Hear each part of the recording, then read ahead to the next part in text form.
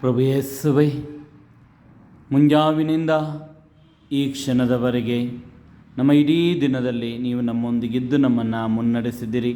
ನಮ್ಮ ಕೆಲಸ ಕಾರ್ಯಗಳನ್ನು ಆಶೀರ್ವದಿಸಿ ಸಫಲಗೊಳಿಸಿದ್ದೀರಿ. ನಮ್ಮನ್ನು ರಕ್ಷಿಸಿ ಕಾಪಾಡಿದ್ದೀರಿ. ನಿಮಗೆ ವಂದನೆ, ನಿಮಗೆ ಸ್ತುತಿ, ಸ್ತೋತ್ರ, ಆರಾಧನೆ ಪ್ರಭುವೇ.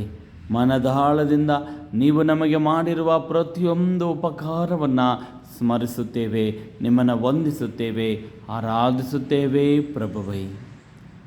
ಪ್ರಿಯರೇ, ಈ ದಿನದ ಶುಭ ಸಂದೇಶ ಅತ್ಯಂತ ವಿಶೇಷವಾದದ್ದು. ನಮ್ಮ ಇಹಲೋಕದ ಜೀವನದ ನಂತರ ನಮ್ಮ ಅಂತಿಮ ತೀರ್ಪಿನ ಬಗ್ಗೆ ಮತ್ತಾಯರ ಶುಭ ಸಂದೇಶ ಅಧ್ಯಾಯ 25ರಲ್ಲಿರುವ ಪ್ರಭು ಯೇಸುವಿನ ಅದ್ಭುತ ನುಡಿಗಳು.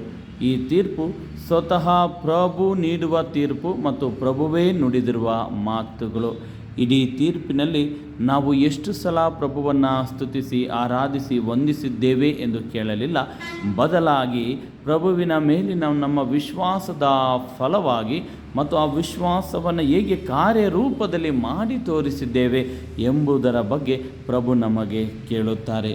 ಪ್ರಭು ಯೇಸುವಿನ ಒಂದು ಮಾತುಗಳನ್ನು, ಇಡೀ ಶುಭ ಸಂದೇಶದ ಆಯ್ದ ಒಂದು ವಾಕ್ಯಗಳನ್ನು ನಾವೀಗ ಆಲಿಸೋಣ. ಆಗ ಅರಸನು ಪ್ರತ್ಯುತ್ತರವಾಗಿ, ಈ ನನ್ನ ಸಹೋದರರಲ್ಲಿ ಒಬ್ಬನಿಗೆ ಅವನೆಷ್ಟೇ ಕನಿಷ್ಠನಾಗಿರಲಿ, ನೀವು ಹೀಗೆ ಮಾಡಿದಾಗಲೆಲ್ಲ ಅದನ್ನು ನನಗೆ ಮಾಡಿದ್ದೀರಿ ಎಂದು ನಿಮಗೆ ಸತ್ಯವಾಗಿ ಹೇಳುತ್ತೇನೆ ಎನ್ನುವನು.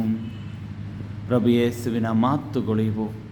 ನಾವು ಯಾರಿಗಾದರೂ ಹಸಿದಿದ್ದವರಿಗೆ ಆಹಾರವನ್ನು ನೀಡಿದ್ದಲ್ಲಿ, ಬಾಯಾರಿದವರಿಗೆ ನೀರನ್ನು ನೀಡಿದ್ದಲ್ಲಿ, ರೋಗಿಯಾಗಿದ್ದವರನ್ನ ಸಂಧಿಸಿದ್ದಲ್ಲಿ, ಉಪಚಾರ ಮಾಡಿದ್ದಲ್ಲಿ, ಯಾರಿಗೆ ಯಾವುದೇ ಸಹಾಯವನ್ನು ಮಾಡಿದ್ದಿರಲಿ, ಅದು ಎಷ್ಟೇ ಚಿಕ್ಕ ಸಹಾಯವಾಗಿರಲಿ ದೊಡ್ಡ ಸಹಾಯವಾಗಿರಲಿ, ಅದನ್ನು ನೇರವಾಗಿ ಪ್ರಭುವಿಗೆ ಮಾಡಿದ್ದೇವೆ ಎಂಬುದನ್ನು ಪ್ರಭು ಯೇಸು ನುಡಿದಿದ್ದಾರೆ. ಪ್ರಿಯರೇ, ನಾವು ಯಾವ ಸಮಾಜ ಸೇವೆಗಳನ್ನು ಮಾಡಿದಾಗ ಅದು ಪ್ರಭುವಿಗೆ ಮಾಡಿದಂತೆ ಆಗುತ್ತದೆ. ಆದರೆ ಕೇವಲ ಸಮಾಜ ಸೇವೆಯನ್ನು ಮಾತ್ರ ಪ್ರಭು ಯೇಸು ಇಷ್ಟಪಡುವುದಿಲ್ಲ.